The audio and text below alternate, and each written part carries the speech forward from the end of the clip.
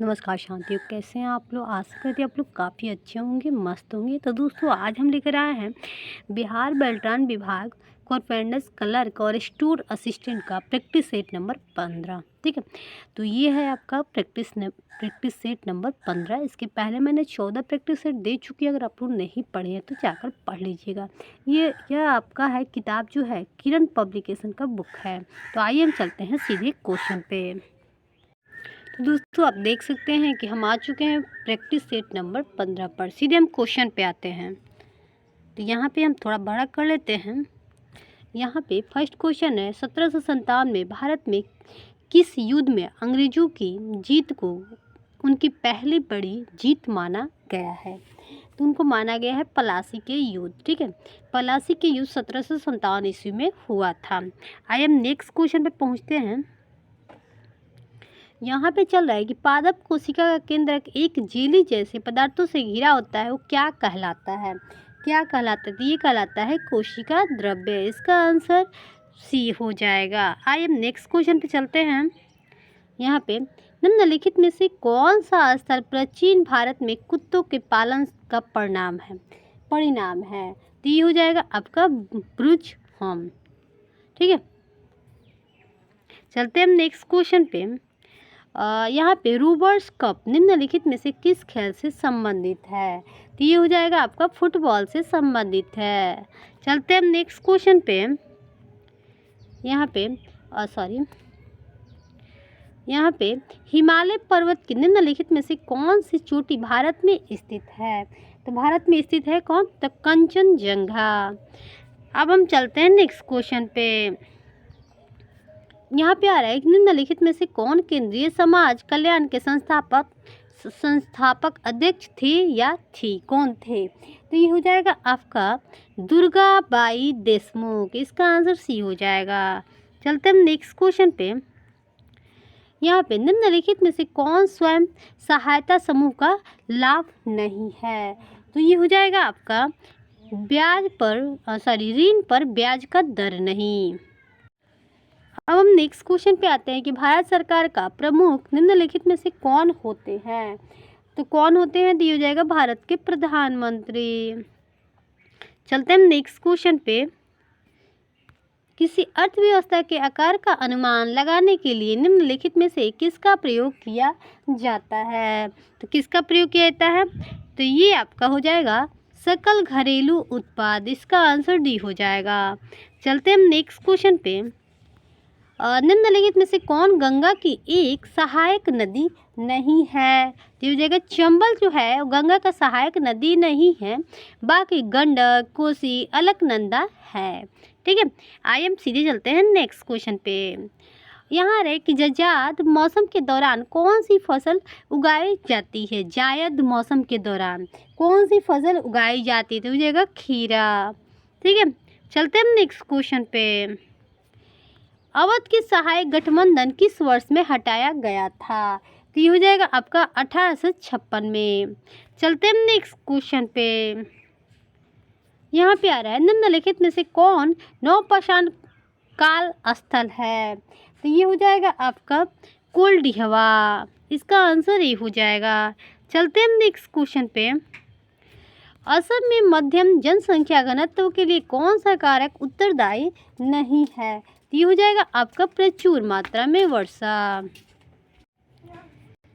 अब next question, निम्नलिखित में से कौन सा मीठे पानी का स्रोत नहीं है?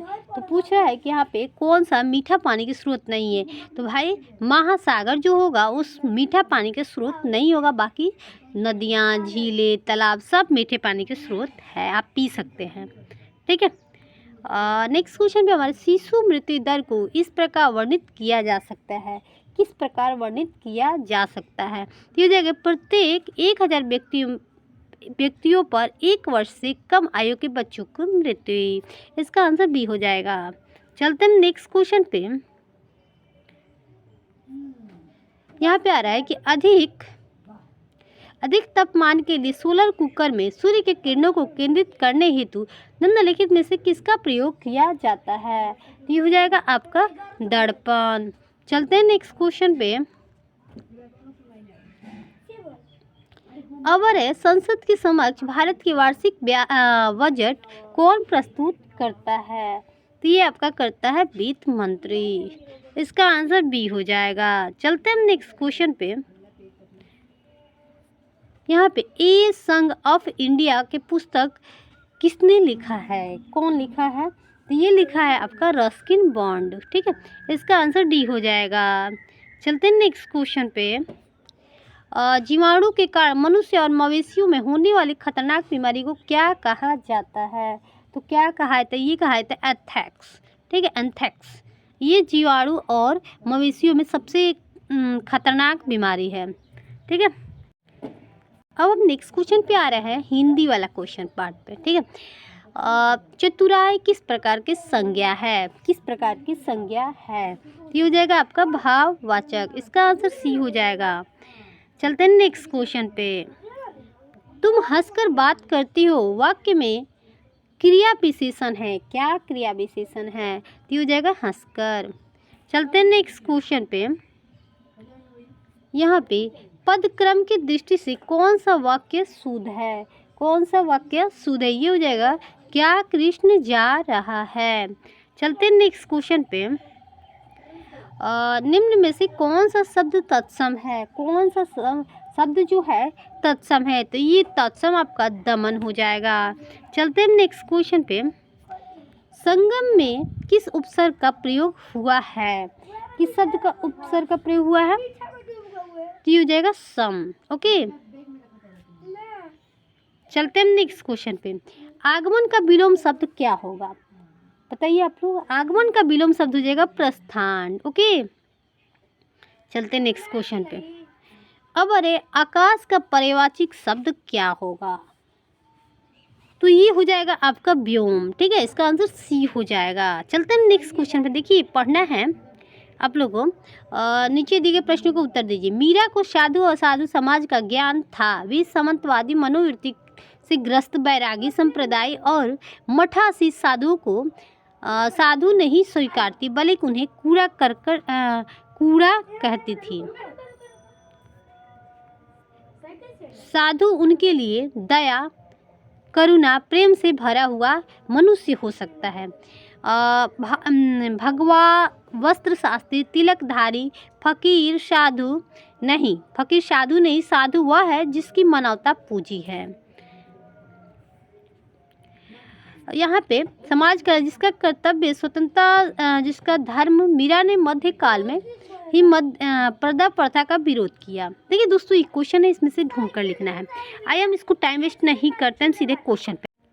तो यहाँ पे लिख रहा है गंधास में किस प्रथा का मानव अधिकार का हनन कहा गया है?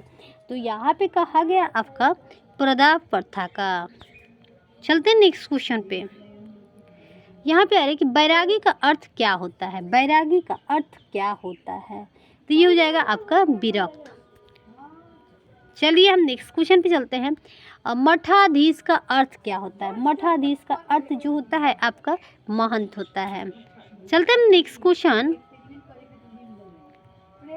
अब है रीजनिंग क्वेश्चन। सवेरा सांधे से उसी तरह संबंधित है जिस तरह उद्घाटन से किस प्रकार संबंधित है? सवेरा जो होता है शाम से, तो उद्घाटन किससे संबंधित है? तो क्या हो जाएगा? इसका आंसर जो हो जाएगा आपका हो जाएगा विदाई। ठीक है,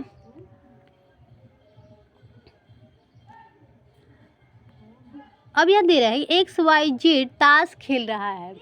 ठीक है, XY के बाएं हैं, VZ के दाएं हैं। X पश्चिम की ओर मुंह करके बैठा है, V किस दिशा में मुंह करके बैठा हुआ? तो ये हो जाएगा आपका किस तरफ मुंह करके बैठा है? ये हो जाएगा आपका उत्तर साइड मुंह करके बैठा हुआ है। चलिए हम नेक्स्ट क्वेश्चन पे हम आते हैं। यहाँ पे 6 है PQRSTU।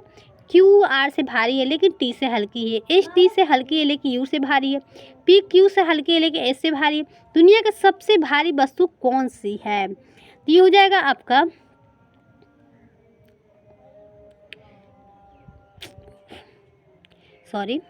यहाँ पे Q होगा सबसे भारी। ठीक है, अब यहाँ पे दे रहा है कौन से दो चिन्हित को अगर आपस में एक दूसरे से बदल दिया जाएगा तो निम्नलिखित में से समीकरण सही हो जाएगा, कौन होगा? तो ये हो जाएगा आपका, देखिए इसको बनाना हुआ है तो इसका देखिए हम लोग देख लेते हैं, आप लोग बनाने की कोशिश। यहाँ पे कौन सा हो जाएगा? तो यहाँ हो जाएगा, इसका प्रयोग कीजिएगा तो वो आंसर आ जाएगा। ठीक है, अब देखिए हम नेक्स्ट क्वेश्चन पे हम आते हैं। एक कुट भाषा में हेड को इतना लिखा जाता है, ठीक है, तो पेस्ट को इतना लिखा जाता है, तो ट्रिक का क्या होगा? ट्रिक का क्या होगा? टी हो जाएगा आपका, इसका आंसर सी हो जाएगा। ठीक है, कैसे किया है आप लोग खुद से बनाने की कोशिश कीजिए और देखिए आप लोगों के सामने क्वेश्चन है, आप लोग बताइएगा आपका आंसर क्या आ रहा है। ठीक है, चलिए हम आगे बढ़ते हैं।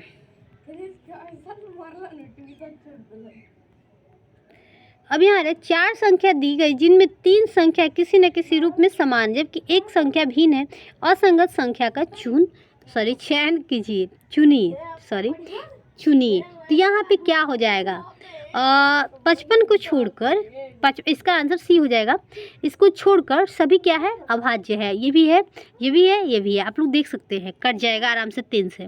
ओके, चलिए अब यहाँ पे दे रहा है निम्नलिखित में से सेटों की संख्या एक खास प्रकार से आपस में संबंधित है। दिए गए विकल्पों में से उस सेट को चयन करें जो निम्नलिखित सेट से समान है तब सबसे अलग है। तो क्या होगा?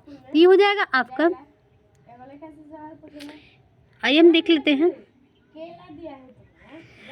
यहाँ पे सी होगा। ठीक है, यहाँ पे सी होगा भाई, क्यों होगा? तो यहाँ पे देखिए चारों किया है, फिर ये देखो माइनस किया है, यहाँ पे माइनस किया। अब यहाँ पे देखिए, यहाँ पे है तो यहाँ पे देख सकते हैं दोस्तों, यहाँ पे 3, 6, 8, 10। तो यहाँ पे क्या किया है?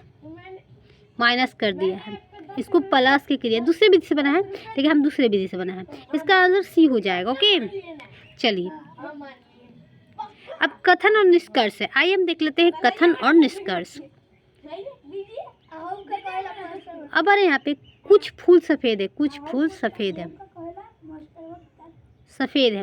कुछ सफ़ेद वस्तुएं गोलाकार हैं, क्या है? गोलाकार है। तो क्या है? कुछ सफ़ेद तो गोलाकार है। ठीक है, गोलाकार है। ठीक है, तो यहाँ पे इसका आंसर क्या हो जाएगा? आइए हम देखते हैं। तो इसका आंसर देखते हैं, ये कुछ फूल सफ़ेद है, फूल सफ़ेद, यहाँ पे कुछ सफ़ेद गोलाकार है, कुछ सफ़ेद गोलाकार जी। ठीक है, कुछ फूल गोलाकार है, कुछ फूल जो है गोलाकार हो सकता है, बिल्कुल हो सकता है। हर गोलाकार वस्तु और या सफ़ेद, हर वस्तु जो है वस्तु है वो क्या है?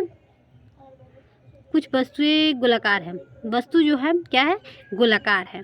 तो गोलाकार हो सकता है, तो ये गोलाकार हो सकता है क्या? वह एक फूल है, बाय डिफ़ॉल्ट बहुत ये कर दिया है। तो देखिए यहाँ पे 1 मिनट, निष्कर्ष 1, 2। तो यहाँ पे क्या हो जा रहा है? तो यहाँ पे हो जाएगा ना तो निष्कर्ष 1 ना ही 2 अनुसार, मतलब दोनों में कोनो नहीं मिल रहा है। ठीक है, आइए हम चलते हैं नेक्स्ट क्वेश्चन। अब अरे 4 शब्द दिए गए जिनमें से 3 किसी तरह समान है जबकि एक अलग है। विषम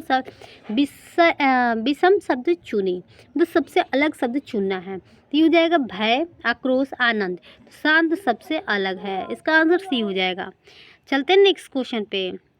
यहाँ पे निम्न में से 4 अक्षर समूहों में कौन सा एक समूह का हिस्सा नहीं है? तो क्या हो जाएगा? इसका आंसर हो जाएगा बी। ओके, चलते हैं नेक्स्ट क्वेश्चन पे। यहाँ पे उस विकल्प का चयन करें जो तीसरे पद से उसी तरह संबंधित जिस तरह दूसरा पद पहले से संबंधित है। तो क्या हो जाएगा? तो इसका आंसर सी हो जाएगा। देखिए एक माइनस किया है तो इसको माइनस करेगा तो क्या आ जाएगा? ई आएगा। ओके, ठीक है, फिर इसको क्या किया? डी के बाद ई एफ दो को बढ़ाया तो इसको एच के बढ़ाइएगा, एच आई जे हुआ। ठीक है, ई जे, ठीक है, इसमें भी जे है। ठीक है, इसको क्या किया है? एफ के बाद सी के बाद डी ई एफ, 3 को माइनस किया है तो इसको भी माइनस कीजिएगा। तो जी के पहले माइनस कीजिएगा 3 तो जी आएगा। और फिर क्या किया है? एच के बाद आई जे के एल, चारों किया है तो एल के बाद एम एन ओ पी। तो ये हो जाएगा इसका आंसर। ठीक है, अब नेक्स्ट पे आ रहे हैं। ABCDEF 2 कतार में स्थित है। हर कतार में आमने सामने 3-3 घर हैं। F C के सामने है, E के बाएं है, D A के दाईं ओर है। तो किस घर का मुंह B की ओर है? तो क्या हो जाएगा? किस घर का मुंह B की ओर है? सॉरी, यहाँ पे हो जाएगा आपका A का घर जो है वो मतलब किस घर का मुंह B की ओर है? तो A का घर। ठीक है, ओके। चलते हैं नेक्स्ट क्वेश्चन पे। असंगत युग्म का चयन करें। सबसे अलग मतलब चयन करना है तो ये हो जाएगा आपका D। ठीक है, क्यों D आएगा भाई? क्यों D आएगा? तो यहाँ पे सबका करने पर देखिए, यहाँ पे माइनस 17 दूनी 14, 17 है 51 किया है, 12 दूनी 24 तीनों किया है, 23 दूनी तो अलग टाइप के कर दिया है दोस्तों, है ना। 3 2 5, ठीक है, 3 2 5, ठीक है। यहाँ पे 0 आ रहा है, जोड़िए, ठीक है। यहाँ पे 4 1 5 4 1 5, ठीक है। 3 2 5 3 2 5, 1 2 3 3 1, और यहाँ पे 5 1 सबसे अलग यही आ रहा है, ठीक है। यहाँ पे जोड़िएगा 1 2 3, फिर 2 1 3 3 3 आ रहा है, 3 3 आ रहा है, बराबर बराबर, ये सबसे अलग आ रहा है, ठीक है। यहाँ पे भी 3 2 5 बराबर बराबर आ रहा है, लेकिन इसमें जो है बराबर चिन्ह नहीं आ रहा है। ओके, चलते हैं। उस विकल्प का चयन करें जो सही रूप से रिक्त स्थान को भरे और श्रृंखला को पूरा करे। तो क्या हो जाएगा? इसका हो जाएगा आपका यहाँ पे DEF G चारों किया है, G के बाद G के बाद HI 2 किया है, ठीक है। I के बाद R कर दिया है। कैसे कैसे बनाया हुआ है यार, कैसे एक एक किया है, ऐसे बनाया हुआ है 4 4, अजीब तरीके से बनाया हुआ है इसको। आप लोग बताइए इसका क्या हो जाएगा? इसका आंसर जो आ रहा है ये आ रहा है, D आ रहा है, ठीक है। तो यहाँ पे जो किया है डायरेक्ट इसको क्या किया है, एक ही कर दिया है, E ऐसे किया है। C का तो ऐसे से बना हुआ है, तो C का जो हो जाएगा, C का DEF G चारों किया है, फिर G के बाद HI 2 किया है। तो ऐसे इसका आंसर ये होगा। आप लोग बताइए कमेंट करके इसका आंसर आ क्या रहा है। ओके, चलते हैं नेक्स्ट क्वेश्चन पे। अगर एक कुट भाषा में अगर ये लिखा आता है तो इसका क्या हो जाएगा? तो इसका आंसर जो हो जाएगा, आप लोग बनाने की कोशिश कीजिएगा। इसका आंसर हो जाएगा आपका C। ओके, देखिए आप लोग क्वेश्चन उतार लीजिए, स्क्रीनशॉट मार लीजिएगा। चलते हैं हम नेक्स्ट क्वेश्चन पे। उस विकल्प का चयन करें जो सही रूप में रिक्त स्थान को भरे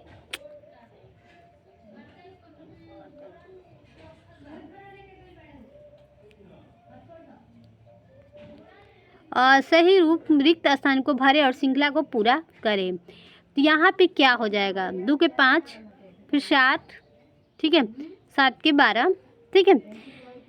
तो क्या होगा इसका? तो इसका आंसर हो जाएगा 19। 19 कैसे आएगा? तो 5 2 7, ठीक है, 7 5 12,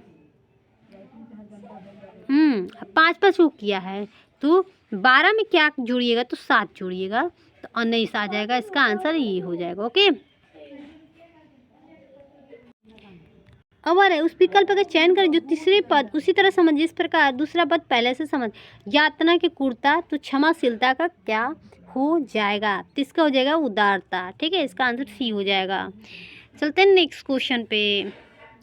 X चिन्हित आयताकार प्रदर्शित कागज के पैटर्न पे तब कैसा दिखेगा जब इस कागज को डॉट से बनाई गई रेखा पर मोड़ा जाएगा? तो ये हो जाएगा आपका क्या हो जाएगा? तो आइए हम देख लेते हैं। जब हम इसको मोड़ेंगे तो कैसा दिखाई देगा? मोड़ेंगे तो हम लोग कैसा दिखाई देगा? तो ये हो जाएगा, जब हम मोड़ेंगे तो इसको दिखा रहा है ऐसे हो जाएगा। ओके, इसका आंसर D हो जाएगा। चलिए नेक्स्ट क्वेश्चन पे हम आते हैं। यहाँ पे नीचे दी गई आकृति सही दर्पण छवि को चयन करें। अगर दर्पण को इस आकृति के दाईं ओर रखा जाए तो क्या हो जाएगा? तो ये हो जाएगा आपका मतलब इसका उल्टा किया जाएगा तो क्या हो जाएगा? इसका उल्टा जो किया जाएगा, आइए देख लेते हैं। इसका आंसर हो जाएगा आपका डी। ठीक है, इसका अपोजिट कर दिया है, देख सकते हैं, थोड़ा छोटा कर दे रहे हैं, देख रहे हैं, इसको उल्टा किया है, कोई दिक्कत नहीं।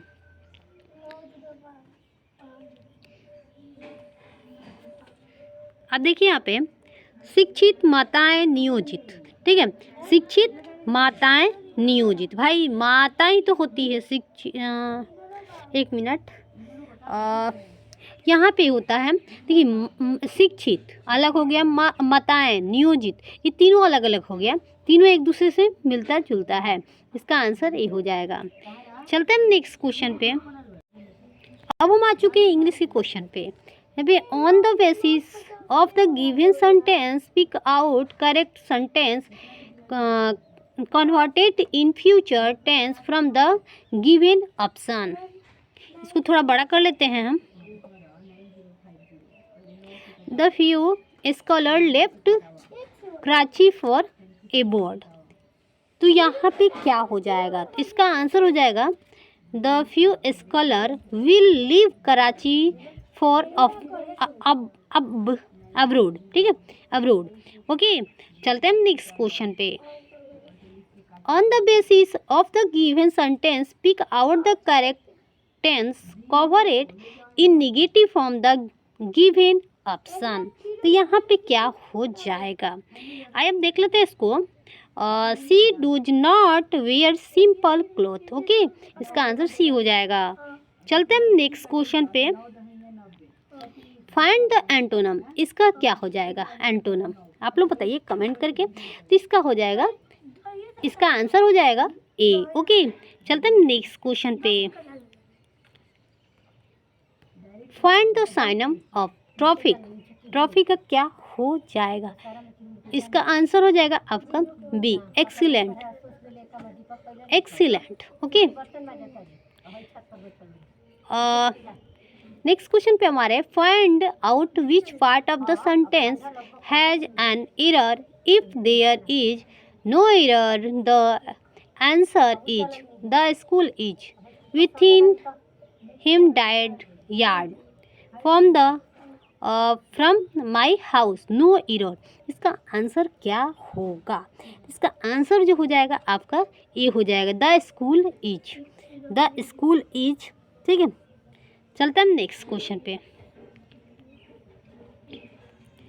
Find the analogous of football का स्पोर्ट। तो इसमें कौन सा हो जाएगा फुटबॉल का स्पोर्ट, यहाँ पे क्या होगा, यहाँ पे जो हो जाएगा आपका ये हो जाएगा डांसिंग बैलेट। ठीक है, चलते हैं नेक्स्ट क्वेश्चन पे। अब choose the option that we subscribe the meaning of the flowing items and faces in the blues. ठीक है, अब fill in the blanks with appropriate given option. यहाँ पे क्या हो जाएगा, तो यहाँ पे हो जाएगा आपका, एक minute, C is white women. तो यहाँ पे हो जाएगा, यहाँ पे ए का प्रयोग होगा। ओके, इसका आंसर ए हो जाएगा। चलते हैं नेक्स्ट क्वेश्चन पे। Choose the most suitable preposition. तो यहाँ पे क्या होगा, यहाँ पे a hawker move house to sell he goods. तो यहाँ पे इसका आंसर हो जाएगा from. In the following question identify the correct sentence. तो यहाँ पे क्या हो जाएगा, ये हो जाएगा 80 नंबर क्वेश्चन है। तो आपका इसका हो जाएगा यहाँ पे make a special note of any special characterise that a word has had. Okay, चलते हैं नेक्स्ट क्वेश्चन पे। अब हम आ चुके हैं कंप्यूटर के क्वेश्चन पे। ओके, MS एक्सेल 2010 में पहले से मौजूद फाइल को खोलने के लिए किसका उपयोग करते हैं। भाई किसी भी फाइल को, एक्सेल हो, MS वर्ड हो, किसी भी फाइल को खोलने के लिए हम लोग ओपन का यूज करते हैं। ओके, इसका शॉर्टकट होता है कंट्रोल के साथ एन होता है। ओके, वो होता है, सॉरी हमको याद वो होता है मतलब नया लेने के लिए एन का प्रयोग होता है। एमएस वर्ड 2010 में एक टेबल के असीमित रो और अधिकतम कलम कितने हो सकते हैं? रो और कलम मिलाकर कितने हो सकते हैं भाई? ये क्वेश्चन काफ़ी बार आता है दोस्तों, आप लोग देखे होंगे। तो यहाँ पे हो जाएगा आपका 63। कहीं कहीं पे हम 64 भी पढ़े हैं, हालांकि इसमें 63 दिया हुआ है। ओके, चलते हैं नेक्स्ट क्वेश्चन पे। एमएस वर्ड में फंक्शन की F12 का प्रयोग किस लिए करते हैं भाई? F12 एक तो सेव आता है, एक होता है सेवेज, एक होता है F12। मतलब आप तीनों तरीक़ा से किसी भी मतलब फाइल को आप सेव कर सकते हैं कंप्यूटर में। ओके, तो इसका यूज किस लिए करते हैं हम लोग? तो सेवेज डायलॉग बॉक्स को ओपन करने के लिए। ओके, चलते अब हम नेक्स्ट क्वेश्चन पे आ रहे हैं कि बिंग एक है, क्या है बिंग, क्या है? तो ये हो जाएगा आपका सर्च इंजन है। ओके, इसका आंसर बी हो जाएगा। चलते हैं नेक्स्ट क्वेश्चन पे। निम्नलिखित डोमेन नामों की सूची को उसके अर्थ का सुमेलित कीजिए। तो यहाँ पे हो जाएगा आपका ईडीओ वाणिज्य संगठन। तो इसका आंसर क्या हो जाएगा, आइए हम देख लेते हैं। इसका आंसर जो हो जाएगा आपका इसका आंसर हो जाएगा 2। ठीक है, 2 नंबर। तो इसका हम समझ लेते हैं, आइए मिला लेते हैं इसको कि किसका कौन सा होगा डोमेन में। तो यहाँ पे हो जाएगा आपका, मिलवा देते हैं, आप लोग मिला लीजिए दोस्तों। यहाँ पे हो जाएगा पी, और पी जो हो जाएगा वो क्या होगा, नेटवर्क संगठन है। तो नेटवर्क संगठन कहाँ पे है इसमें? यहाँ पे नेटवर्क संगठन, तो ये हो जाएगा पी नेट। पी जो है नेट, तो यहाँ पे नहीं दिया है दोस्तों, यहाँ पे नेटवर्क संगठन दिया है नहीं, कुछ अलग टाइप के दिया है। ठीक है, क्यों जो दिया है शिक्षा दिया है, क्यों जो है वो शैक्षणिक दिया है। ठीक है, ORG दिया है गैर ये दिया है इसमें गैर सरकारी संगठन में। ओके, कॉम कहाँ पे दिया है? कॉम जो है वाणिज्य संगठन, वाणिज्य संगठन यहाँ पे हो गया है। ठीक है, और नेट जो हो जाएगा सरकारी एजेंसी, मतलब 4 नंबर हो जाएगा। ओके, आप लोग मिला लिए होंगे। चलते हैं नेक्स्ट क्वेश्चन पे, आइए हम देखते हैं यहाँ पे निम्नलिखित में से कौन सा विकल्प एक वर्ड प्रोसेसर नहीं है? तो यहाँ पे पूछ रहा है कि वर्ड प्रोसेसर कौन है? तो क्रोमो जो है वर्ड प्रोसेसर नहीं है। बाकी माइक्रोसॉफ्ट वर्ड है, नोटपैड है, लिब्रे ऑफिस राइटर है। ओके, चलते हैं नेक्स्ट क्वेश्चन पे। और MS एक्सेल 2010 में रिबन बार में हेडर और फुटर को विकल्प टैब में उपस्थित होते हैं। कहाँ पे उपस्थित होते हैं? तो हो जाएगा आपका इंसर्ट में। ओके, चलते हैं नेक्स्ट क्वेश्चन पे। अब यहाँ आ रहा है कि MS वर्ड 2010 में एप्लीकेशन में न्यूनतम जूम कितना होता है? ये काफ़ी बार क्वेश्चन पूछ देता है एग्जाम में, तो आप लोग ध्यान देते होंगे कितना बार होता है। तो ये हो जाएगा आपका 10 पे। ठीक है, सबसे छोटा वर्ड जो लिखिएगा आप 10 से स्टार्ट कीजिएगा। ठीक है, उसका जूम होता है। ठीक है, जितना आप बड़ा छोटा जितना मन करे उतना कर सकते हैं। आप एक क्रिएट कर सकते हैं जिसके द्वारा भेजे जाने वाले प्रत्येक ईमेल के अंत में दिखाई देगा। तो क्या होगा? सिग्नेचर होगा। ओके, चलते हैं नेक्स्ट क्वेश्चन पे। अब आ रहा है MS एक्सेल 2010 में निम्न व्यंजक का मान क्या होगा? तो ये हो जाएगा आपका 24 होगा। इसका मान क्या होगा? तो 24 होगा। आप लोग बनाने की कोशिश कीजिएगा। चलते हैं नेक्स्ट क्वेश्चन पे। वर्ल्ड वाइड वेब की शुरुआत किस वर्ष हुई थी? तो ये हो जाएगा आपका 1989 में। चलते हैं नेक्स्ट क्वेश्चन पे। अब निम्नलिखित में से कौन सा कंप्यूटर नेटवर्क का विश्वव्यापी तंत्र है? तो ये हो जाएगा आपका इंटरनेट। चलते हैं नेक्स्ट क्वेश्चन पे। MS वर्ड 2016 में निम्नलिखित में से किस टैब के तहत वाटरमार्क बटन उपलब्ध होता है? तो ये हो जाएगा आपका डिजाइन। ठीक है, इसका आंसर सी हो जाएगा। चलते हैं नेक्स्ट क्वेश्चन पे। MS एक्सेल में वर्कबुक के संदर्भ में निम्नलिखित में से कौन सा कथन असत्य है? तो कौन से कथन असत्य हैं? तो आइए हम देख लेते हैं। ये हो जाएगा MS एक्सेल में वर्कशीट का नाम नहीं बदला जा सकता है। इसका आंसर सी हो जाएगा। अब देखिए, यदि चयनित तिथि इतना है तो MS एक्सेल 2007 में डेट फार्मूला इक्वल टू बराबर डेट, इतना डेट का आउटपुट क्या होगा। जब भी आप लोग एक्सेल का यूज करते हैं, कंप्यूटर का यूज करते हैं, उसमें एक्सेल का यूज करते हैं, तो उसमें इक्वल टू देते हैं, डेट देते हैं और ये लिखते हैं, तो आपका आउटपुट, उसका रिजल्ट क्या आता है, मतलब आउटपुट, आउट जो करके दिखाएगा वो क्या आएगा उसका आंसर। जिन लोगों ने एक्सेल सीखा वो लोग बता देंगे आराम से। तो उसका आंसर आ जाएगा आपके 31/8/2020 आएगा। ओके, चलते हैं नेक्स्ट क्वेश्चन पे। अब देखिए यहाँ पे MS वर्ड 7 में होम मेनू एडिटिंग ग्रुप के अंतर्गत आपको निम्नलिखित में से कौन सा विकल्प नहीं मिलेगा। तो ये हो जाएगा आपका टेक्स्ट जो है नहीं मिलेगा, बाकी रिप्लेस, सेलेक्ट, फाइंड तीनों मिल जाएगा। ओके, चलते हैं नेक्स्ट क्वेश्चन पे। MS एक्सेल में सेल को सिलेक्ट करने के लिए संदर्भ में निम्नलिखित में से कौन सा कथन असत्य है। तो ये हो जाएगा आपका सिलेक्ट की गई सेल की रो हेडिंग को हाईलाइट नहीं किया जा सकता है। इसका आंसर ये हो जाएगा। चलते हैं नेक्स्ट क्वेश्चन पे। निम्नलिखित में से किस प्रकार का इंटरनेट सेवाओं के लिए केबल और फोन लाइनों की आवश्यकता नहीं होती है। तो इसका आंसर क्या होगा। तो इसका आंसर हो जाएगा आपका सैटेलाइट का। चलते हैं हम आगे बढ़ते हैं। अब आ रहे MS वर्ड 7 में डॉक्यूमेंट्स के रूप में किस व्यू में खुलता है। डॉक्यूमेंट्स के रूप में व्यू में खुलता है, किस व्यू में खुलता है। तो ये खुलने का काम जो होता है आपका प्रिंट लेआउट में। ओके, चलते हैं नेक्स्ट क्वेश्चन पे। अब निम्नलिखित में से कौन सा कीबोर्ड शॉर्टकट MS वर्ड में सेव एज विकल्प खोलता है। तो ये हो जाएगा आपका F12। ठीक है, तो दोस्तों आज यहीं पे आप लोगों का प्रैक्टिस सेट समाप्त होता है। फिर हम मिलते हैं नेक्स्ट वीडियो में, तब तक के लिए बाय।